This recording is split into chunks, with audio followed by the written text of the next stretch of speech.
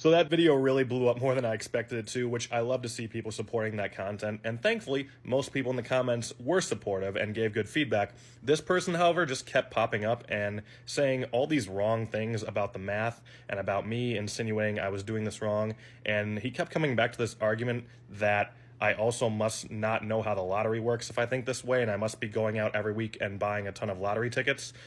There's no correlation between anything that they said there, so not really sure how they reached that conclusion. But since you brought up the lottery, let's talk about it. I know that the lottery is not a good investment because you can use this same expected value method to calculate how much a lottery ticket is likely to earn you.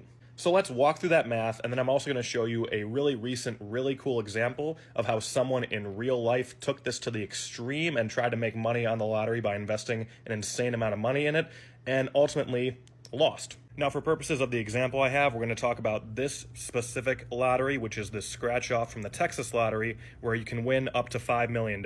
Now, thanks to the internet, you can literally look up the odds of winning each possible cash payout for this lottery ticket. If you again use that expected value method, you can see how, based on the probability of each payout, the expected value of buying one of these $50 tickets is $36.74, meaning you are already going in probably going to lose. But granted, this is just on one ticket. So what if you, say, invested $1 million in these scratch-offs? Well, these tickets are $50 a piece, so $1 million gets you 20,000 tickets. If you multiply that 20,000 by $36.74, you get an expected winnings of about $735,000 off of a $1 million investment. So again, you're still losing. But of course, this is just the math, right? This is only theoretical. What if we had an actual real-life example of this? Well, as a matter of fact, we do, because Mr. Beast, back in 2020,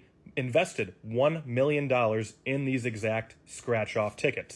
He had a bunch of people help him scratch off all 20,000 tickets and count up how much money they were worth in the end. Now, that expected value we calculated earlier is not obviously going to be the exact number that he gets here because it's just, again, an expected value. It's not a 100% positive number. But on a sample size of 20,000 tickets, the number should be fairly close. So what was the grand total that he got out of this $1 million investment, you ask? It wasn't $735,000, but it was about $721,000, which is pretty cool to see that, like, yes, the math maths, and it always will math. That's the great thing about it. So again, that guy's assumption was wrong. I do know to not go out and buy lottery tickets.